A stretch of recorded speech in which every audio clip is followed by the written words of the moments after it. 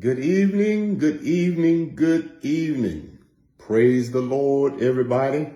Welcome to our midweek Gospel Explosion pastoral teachings. We thank God for you sharing your time with us on today.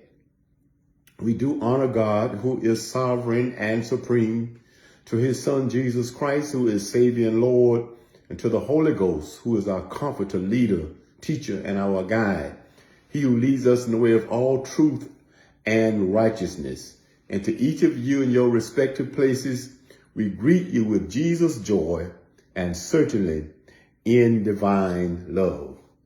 Well, my brothers and sisters, last week we started a series of messages from the theme, God kind of faith. And our subject last week was Fight the Faith Fight. That was part 1. Tonight is part 2, Fight the Faith Fight. Turn with me to 1 Timothy chapter 6, verse 12, and then turn to St. James chapter 2, verse 14. That's 1 Timothy chapter 6, verse 12, and St. James chapter 2, verse 14. We'll read 1 Timothy first. And you will find these words recorded. Fight the good fight of faith. Lay hold on eternal life, whereunto thou art also called, and hast professed a good profession before many witnesses. St. James chapter 2, begin reading at verse 14. What doth it profit, my brethren, though a man say he has faith and have not works, can faith save him? If a brother or sister be naked and destitute of daily food, and one of you say unto them, depart in peace, be ye warm and filled, notwithstanding, ye give them not those things which are needful to the body, what doth it profit? Verse 17, even so faith, if it has not works, is dead, being alone. Verse 18, yeah, a man may say thou hast faith, and I have works. Show me thy faith without thy works, and I will show thee my faith by my works. Thou believest that there is one God, thou doest well. The devil also believe and tremble. But wilt thou know, O vain man, that faith without works is dead? Shall we pray? Father, we thank you now for this preaching and teaching moment. We pray now, God, that you release your power, your presence, your anointing upon this vessel, that I may preach and teach with power and with clarity. Anoint us the more, that we might believe, receive, explore, apply, and share this word. In advance, we give you all of the honor, the glory, and the praise. For us in Jesus' precious name that we pray. And every heart said, amen. Our theme for the next few weeks will be God kind of faith. And tonight is part 2 of Fight the Faith Fight. My brothers and sisters, according to the word of God, faith is the means by which righteous people live. However, many Christians equate believing with faith. Mere belief does not equate true or equal to true faith. One thing you must come to understand is that God kind of faith is very distinct from what most Christians have deduced faith to be. Are you hearing me? Hebrews 10:38 declares, now the just shall live by faith. God is communicating some things or something that is vitally important for us to understand. When he says the just, he means those who have been made righteous by the blood of Jesus Christ. This is a very important truth, my brothers and sisters. God says his justified ones, those who have been placed in right relationship with him, shall live by faith. By this faith principle. Are you with me? So in order to live by faith, you must know what God says faith is and how to obtain it.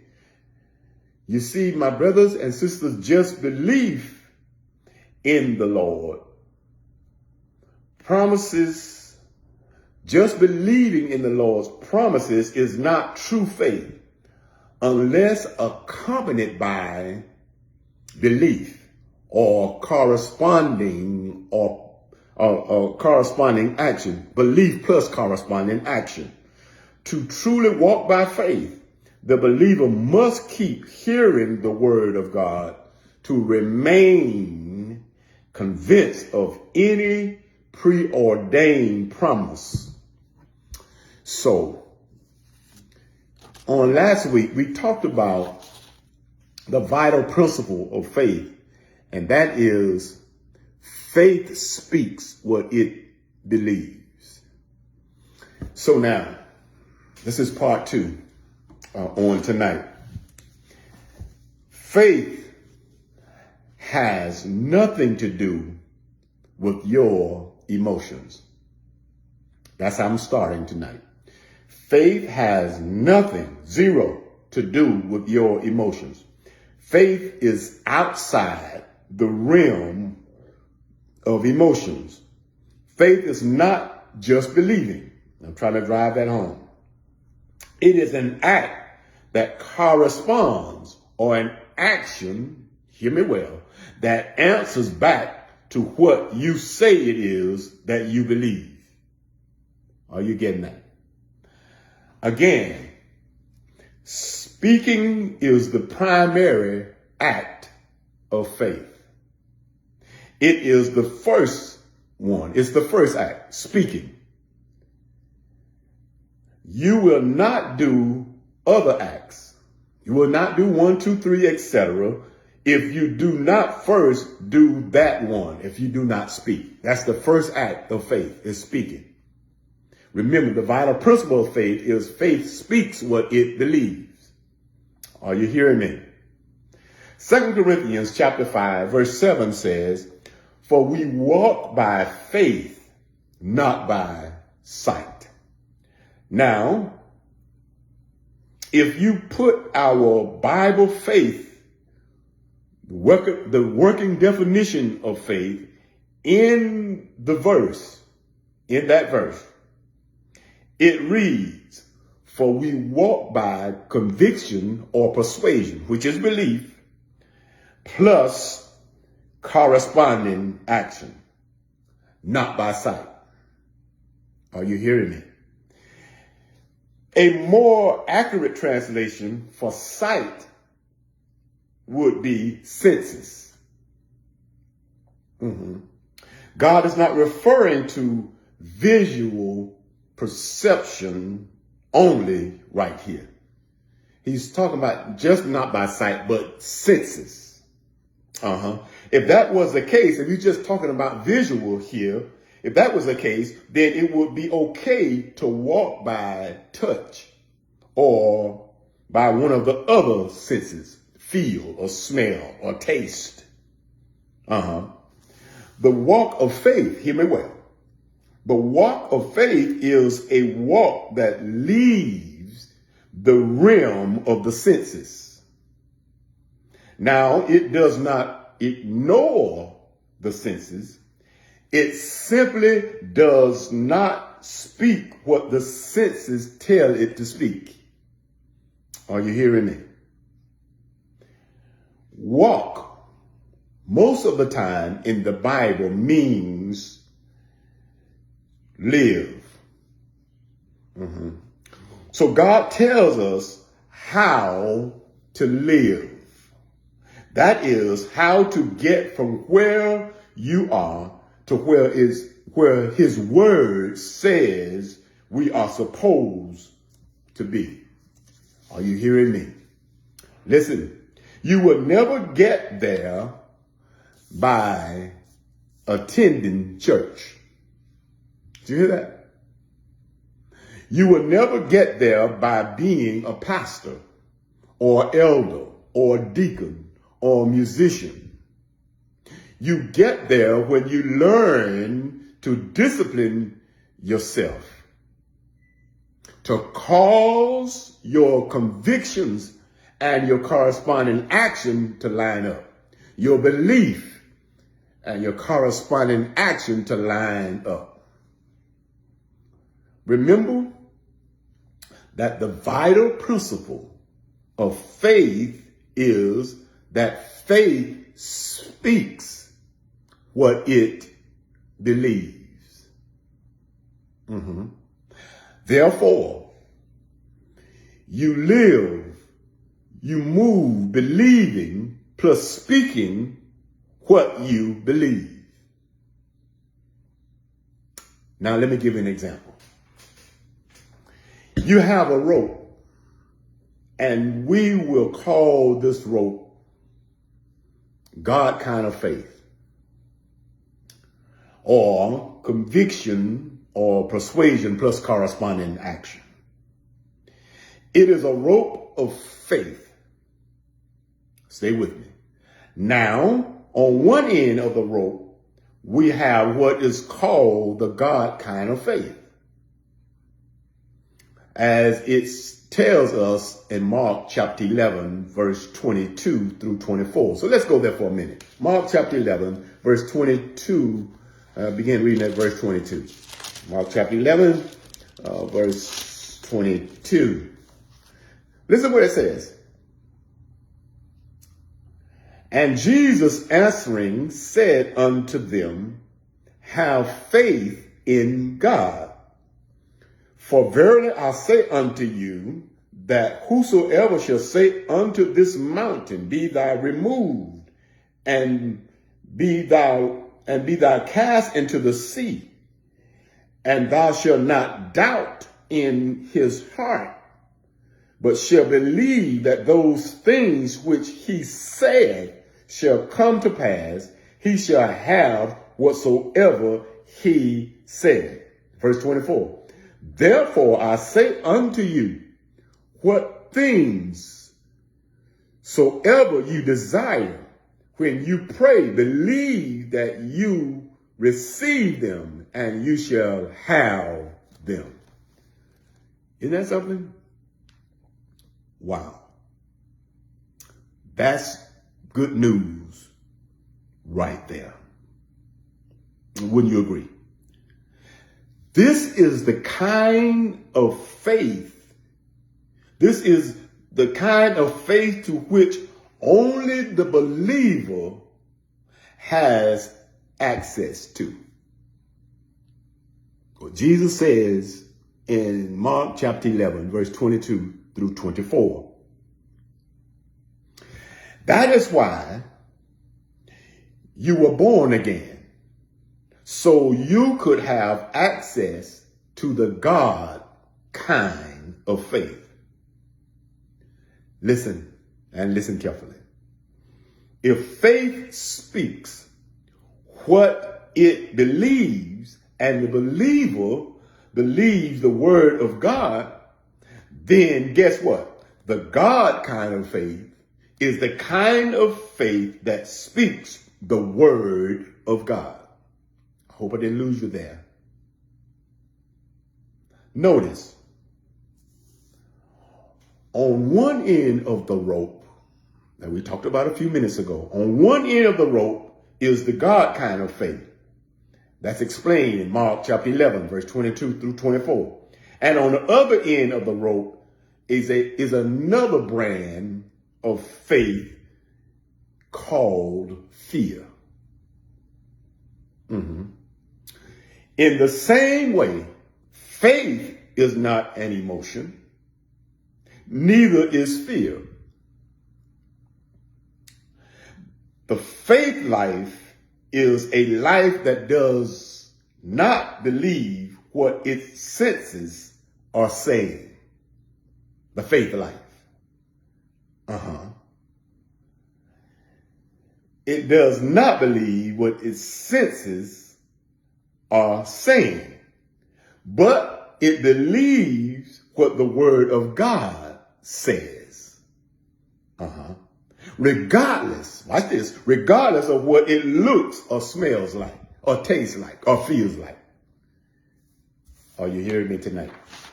Listen, that is why the attack on your senses is so great. That is why, in order to walk by faith, there are some things that you cannot hear or listen to, or you shouldn't hear, or it's best for you not to hear or listen to. Some people you cannot hang out with.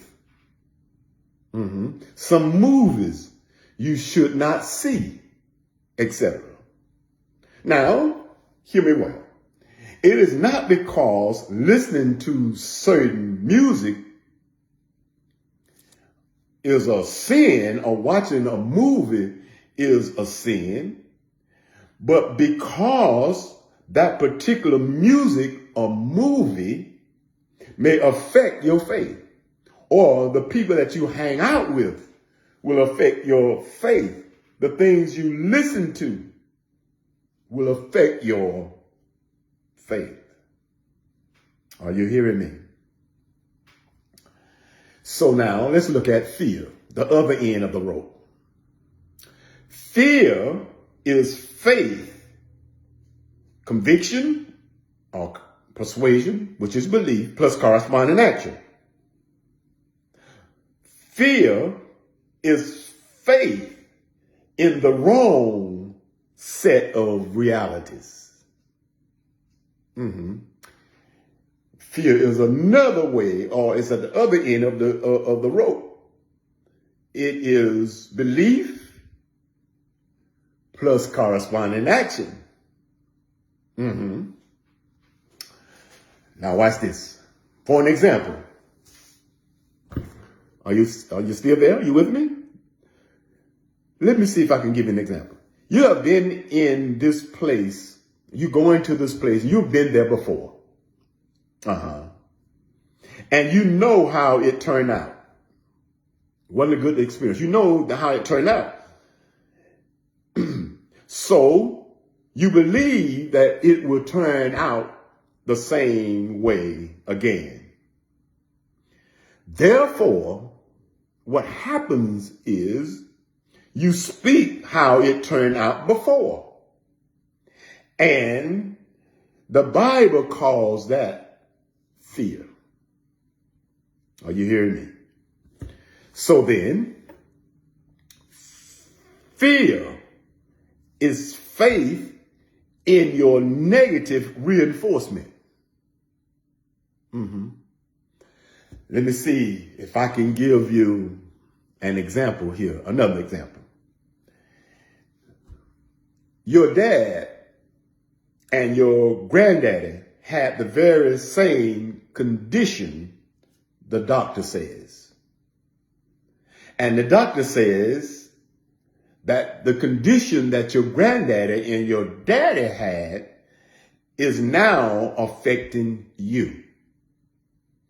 They died from it. Because they died from it, you believed it. Why?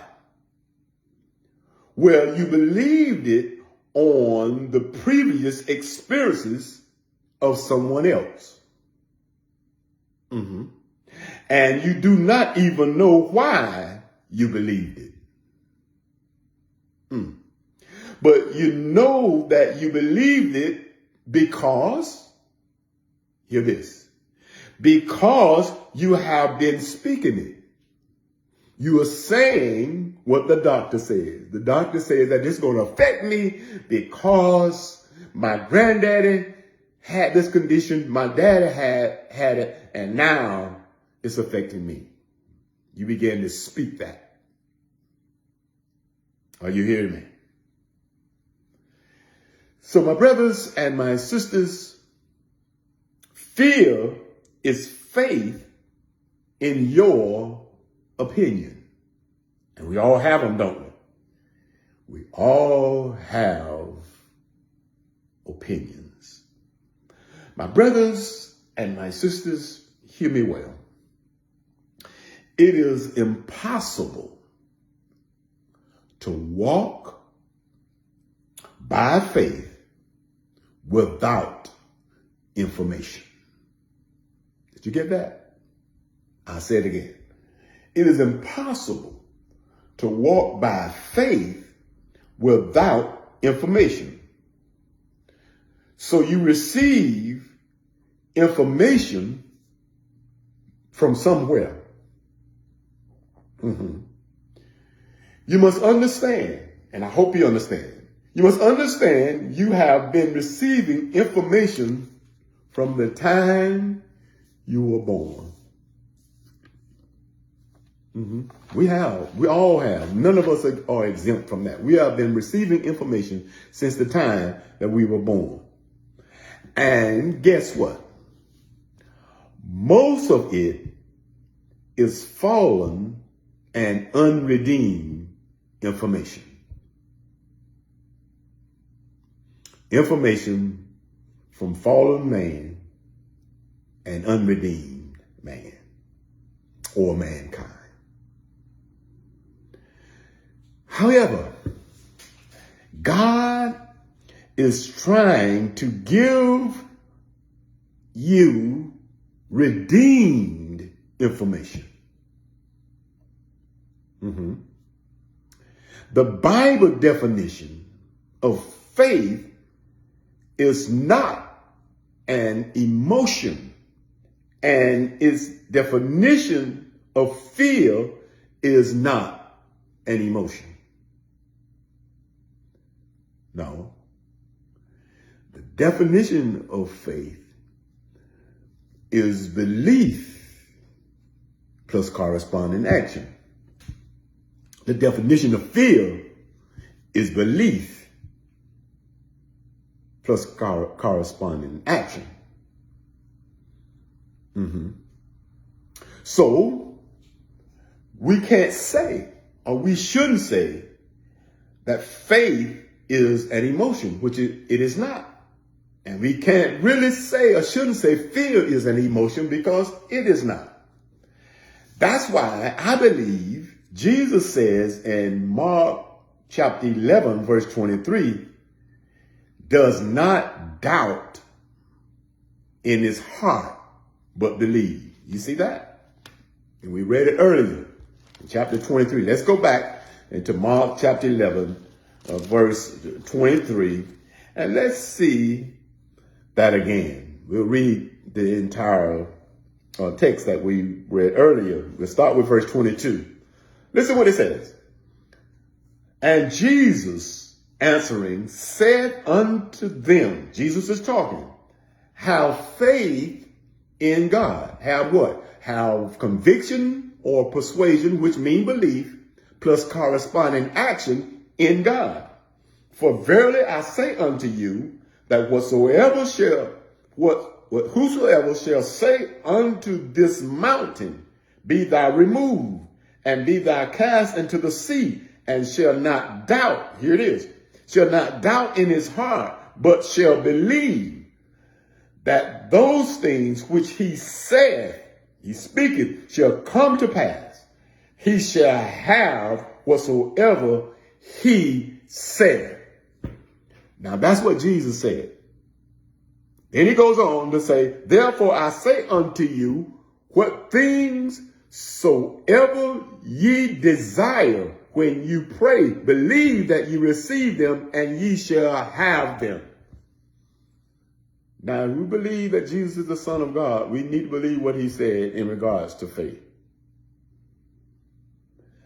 Notice in that text, in those verses, notice now, he did not say in your mind. He says, those who do not doubt in his heart, but believe. He didn't say mind. He didn't say mind because your mind will play tricks on you. Did you know that? Haven't you ever gone into a room and you knew what you went in there for, but when you got in there, you couldn't remember what you went in there for? That's your mind playing tricks on you. You looking for your glasses and they're on your face? You're looking for your watch and it's on your wrist? That means that your mind will play tricks on you. But Jesus says, does not doubt in his heart, but believes. You see, my brothers and my sisters, God knows that you are not doubting in your heart. God knows that you are not doubting in your heart. How does he know that?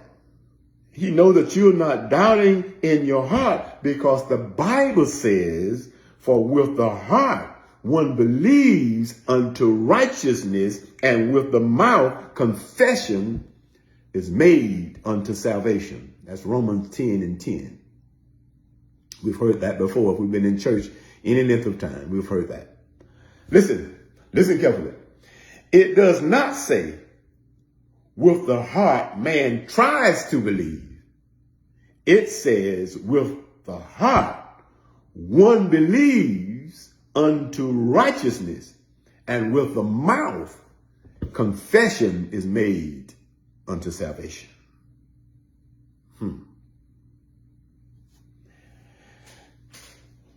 Not man tries to believe, but man believes. In other words, listen carefully. Whatever man believes, if it's faith, he speaks. He speaks. You believe what you get on the inside of you. Faith, the vital principle is faith speaks what it believes. And if you have a bunch of Christians, those who profess that they believe in Jesus Christ, and they don't speak what they say they believe, that means that they have no faith, because faith speaks what it believes. That's the first act of faith. If you speak, that's the first action. You speak what you believe. That's faith. Now, this is going to be a short message tonight, but I want you to hear me well as we get close to an end on tonight. Listen, fear is also an action. We talk about fear and faith, faith on one end of the rope, fear on the other end. Fear is also an action because it is on the other end of faith. So now, we said earlier that faith has a vital principle. What was that? Faith speaks what it believes. That's the vital principle of faith. Now, fear also has a vital principle. What is that, Pastor? Well, hear me right now. It is not fear until you speak it. That's the vital principle of fear. It is not fear until you speak it. Oh boy, hallelujah right there. That let us know that some things that we even think about, we don't dare say them, because when it comes out of our mouth, it's either faith or fear.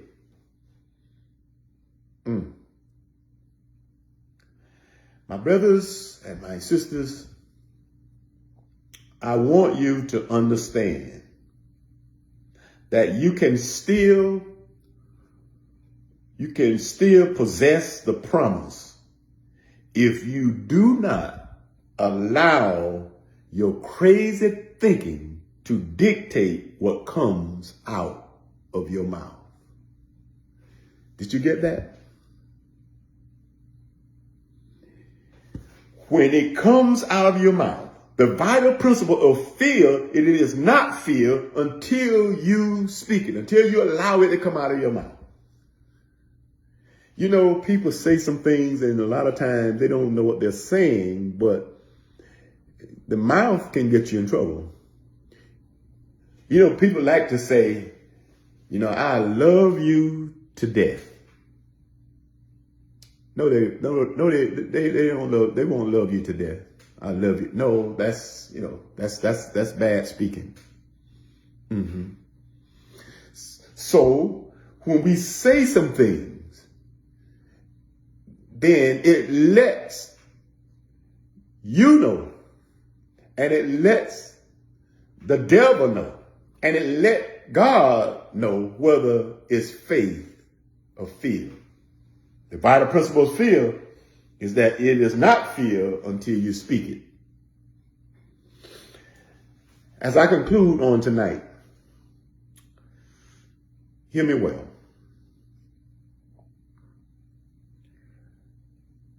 We have to be careful of what we speak. That's why the Bible says, keep your heart with all diligence. Why? For out of it springs the issues of life. That's Proverbs chapter 4, verse 23. God also says in his word, and I say this quite often, is that death and life are in the power of the tongue. Proverbs 18 and 21. So we're going to really fight the faith fight. Then we must understand that there is a vital principle of faith. And that is faith speaks what it believes. But on the same rope or on the same spectrum, there is fear. And fear, not faith, is an emotion. We'll get more into that on next week. Fear, the vital principle of fear is not fear until you speak it. You could be thinking about, you know, how fearful you are, but it's a thought. It is not really fear until you speak it. So remember that it is very important what we say. And remember, the bottom line here is that faith is not belief. And faith has nothing to do with emotions. Faith is belief, conviction or persuasion, plus corresponding action. Faith speaks what it believes. What are you believing God for? Remember, the Word of God teaches us that without faith, it didn't say without belief, without faith, it's impossible to please God. And we know by now from the last couple of weeks that faith, that belief doesn't equate to faith. Yes, you need to believe, but what moves the hands of God is faith in God. Hebrews says, without faith it's impossible to please God, but if you have it, God will reward those who diligently seek him. So in moving the hands of God in our lives, then we must have belief, conviction or persuasion, plus corresponding action, because faith speaks what it believes. If you don't say nothing, you won't get anything. That is the vital principle. So my brothers and sisters, we must understand the importance of having the God kind of faith. What God says in his word about faith. Because a lot of Christians, a lot of people who profess and proclaim to be saved and sanctified and going to heaven anyhow, and I'm not doubting that, but they believe that belief is going to get or meet their needs. No. Faith is what moves the hands of God.